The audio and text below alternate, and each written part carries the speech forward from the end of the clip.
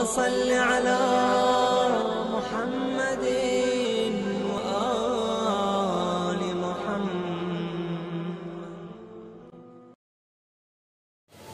اعوذ باللہ من الشیطان الرجیم. بسم اللہ الرحمن الرحیم. السلام علیکم ناظرین، میں محمد عباس رضوی یوسف زہرا چینل میں آپ سب کا خیر مقدم کرتا ہوں.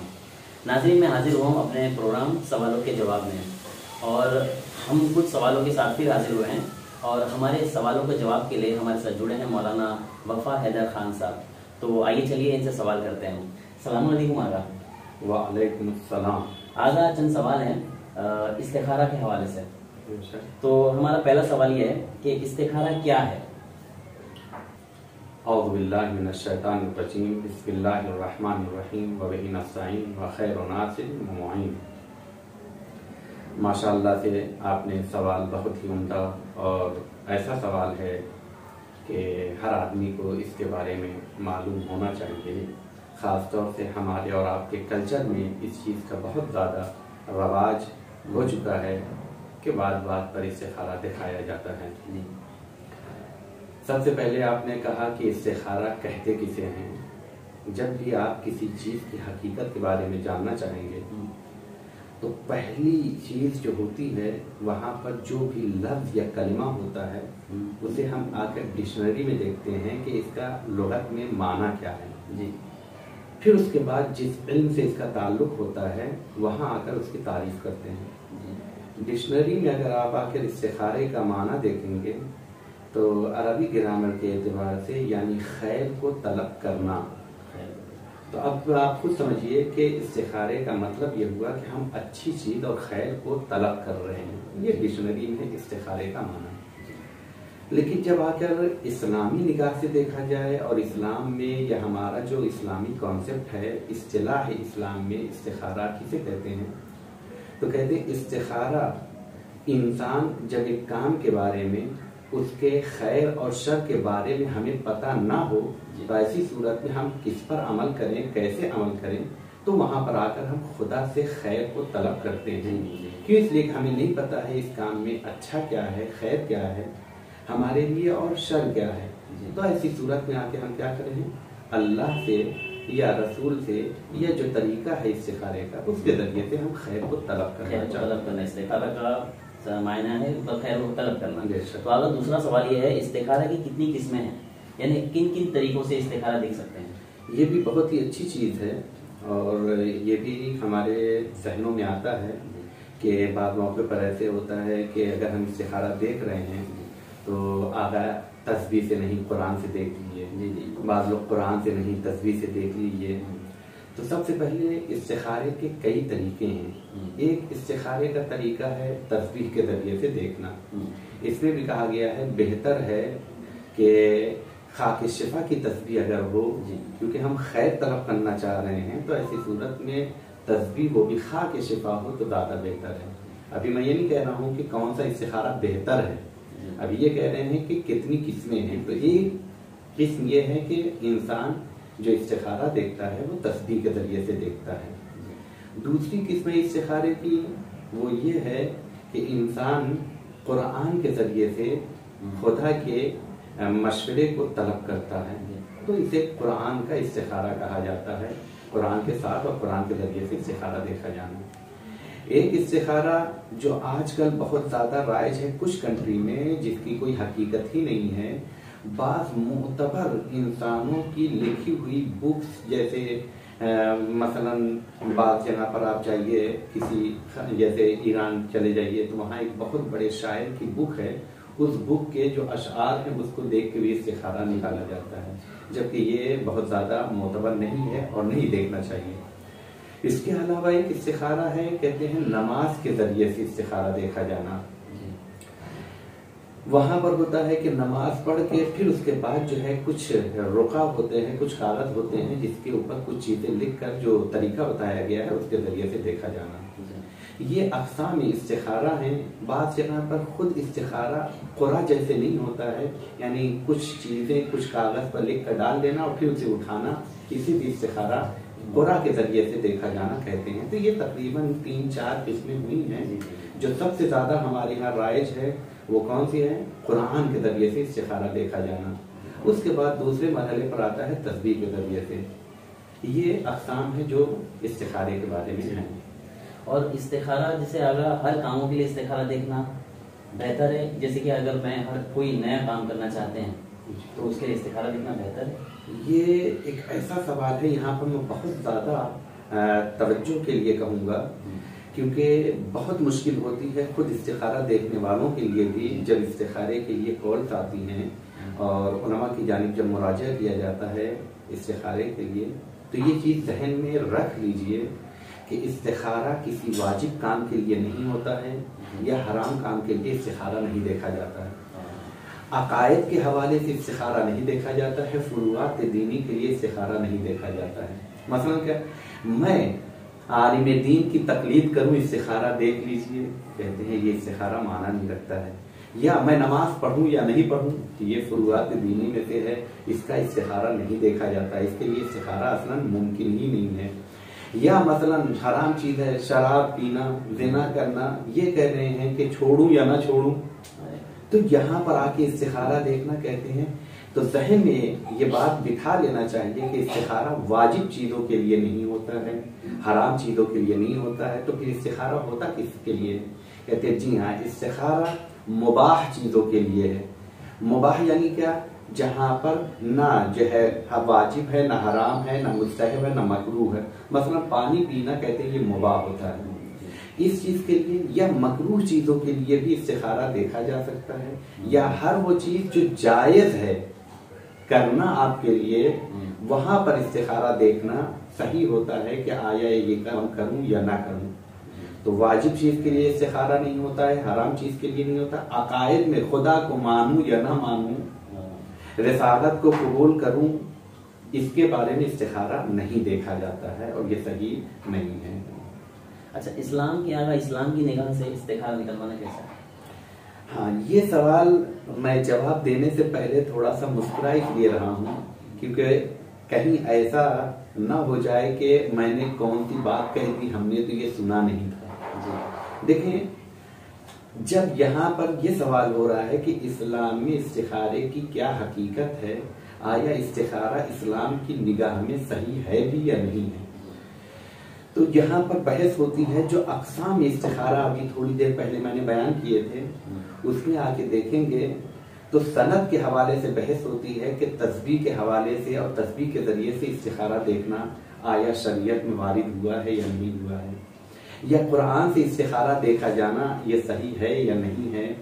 یہ بہت زیادہ امپورٹنٹ ہے جس کے بارے میں جانا جائے.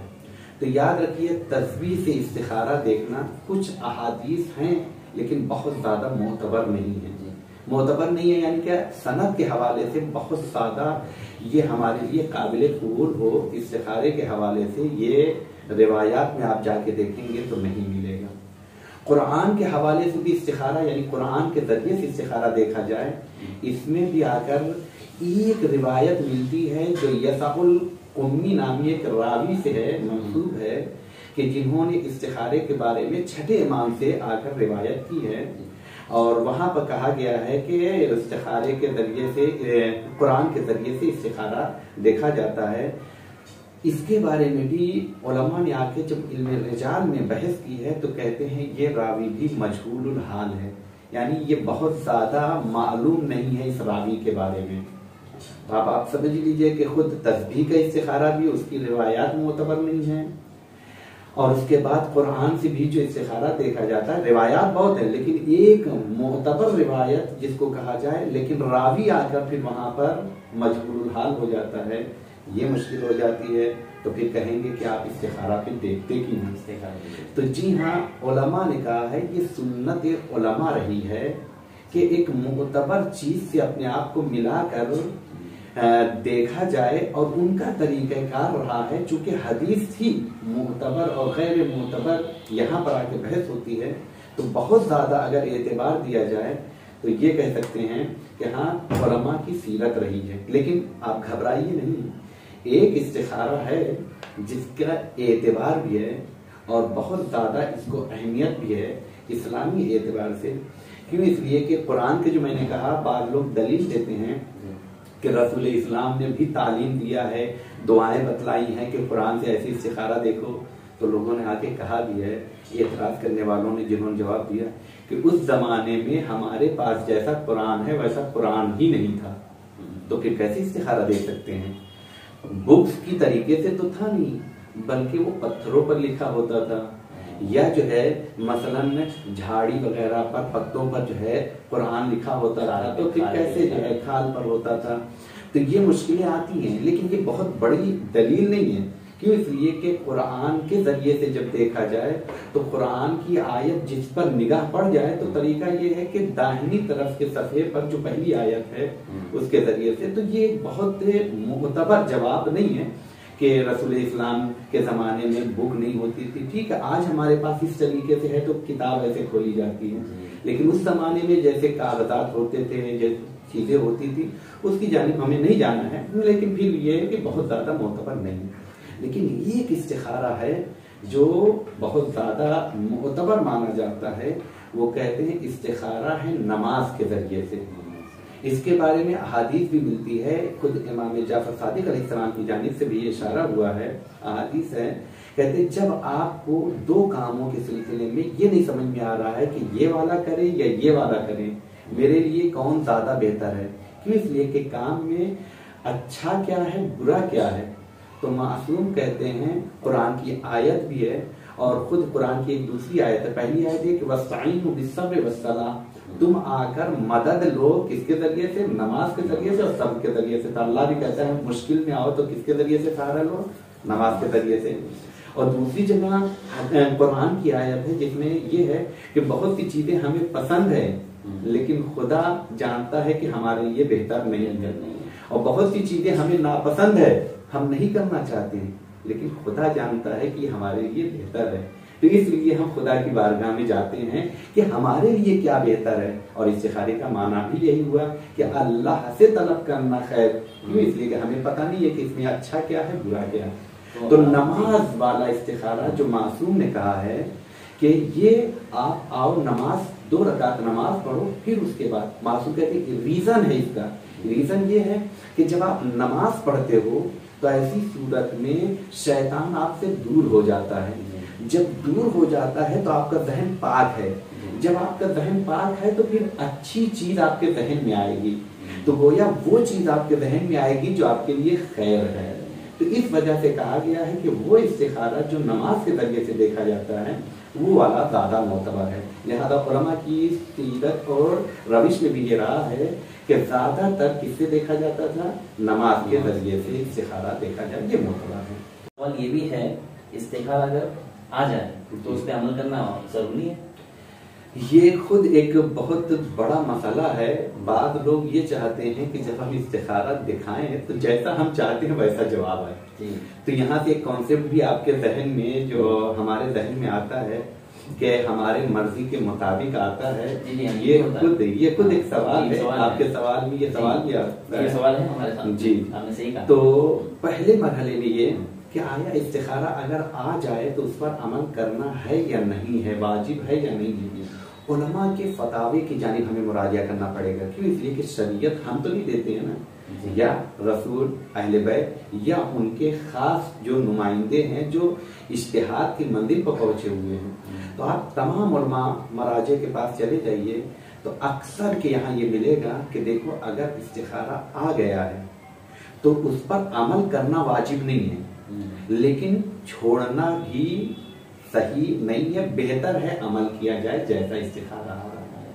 فرق ہے، دیکھیے عمل کرنا واجب نہیں ہے، واجب نہیں ہے یعنی کیا مطلب؟ یعنی اگر آپ چھوڑ دے رہے ہیں تو گناہگار نہیں ہیں، لیکن اگر استخارہ آ گیا ہے تو پھر ایسی صورت میں چونکہ آپ نے نگاہ میں رکھا تھا خدا کی مرضی لے رہے ہیں، تو اب ایسی صورت میں جب استخارہ آ گیا ہے اور آپ نہیں عمل کریں گے تو ایک نفسیاتی طور پر آپ آ کے دیکھیں اپنی فکر کے اعتبار سے کیسا لگ رہا ہے، خدا کی فکر کے اگینسٹ میں جا رہے ہیں۔